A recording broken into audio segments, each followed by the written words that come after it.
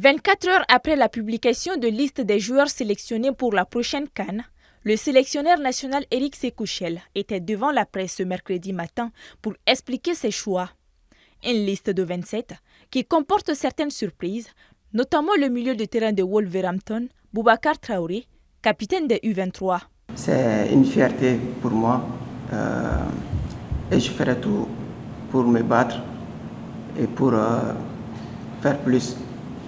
C'est le début et j'espère que ça va continuer. Pour le sélectionneur et ses joueurs, l'objectif est simple.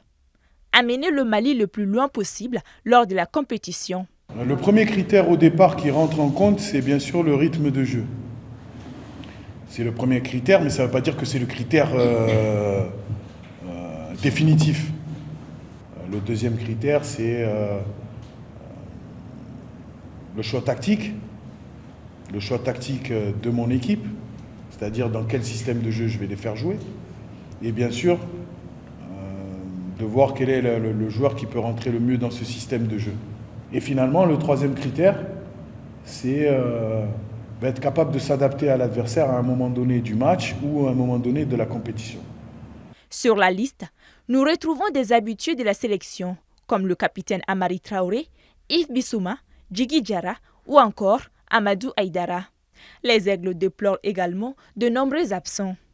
Massadio Aïdara, Ibrahim Koné, El Bilal Touré, Adama Traoré Malouda, Moussa Djenepo, le gardien Bosso Moukoro, pour la plupart blessés, ne sont pas sur la liste.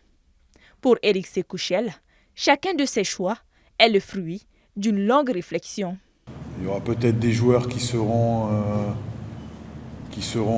titulaires sur ce premier match de la CAN, et peut-être qu'il y en aura d'autres qui ne seront pas titulaires. Mais l'idée, c'est d'essayer de mixer les deux pour entrer vraiment dans cette préparation.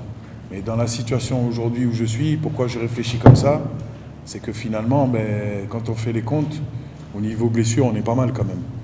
Entre nous, j'espérais que El Bilal soit avec nous, parce que la vérité, c'est que il est d'attaque. Il est d'attaque, pas forcément peut-être pour le premier match, mais il est d'attaque. Et ils font tout pour l'empêcher de reprendre l'entraînement collectif. Et ils nous ont, entre guillemets, lâchés. Hein. Ils nous ont lâchés, donc énormément déçus. Concernant Diadje Samasekou, est-ce qu'il faut encore que je me justifie par rapport à Diadje Samasekou? Voilà. Sachant que Cheikh Doucouré, la sentinelle qui était prévue être titulaire, à moins que vous n'êtes pas au courant, mais il a une rupture du tendon d'Achille. D'accord? Donc pour moi, le numéro 2 à ce poste est Diadje Samasekou. Faire respecter le Mali dans le domaine du football, tant à l'échelle nationale qu'internationale, telle est la vision du sélectionneur. A rappelé que l'équipe s'envolera pour Korogo le 11 janvier et disputera son premier match contre l'Afrique du Sud le 16 janvier 2024. Bien avant, un match amical est programmé ce samedi contre la Guinée-Bissau.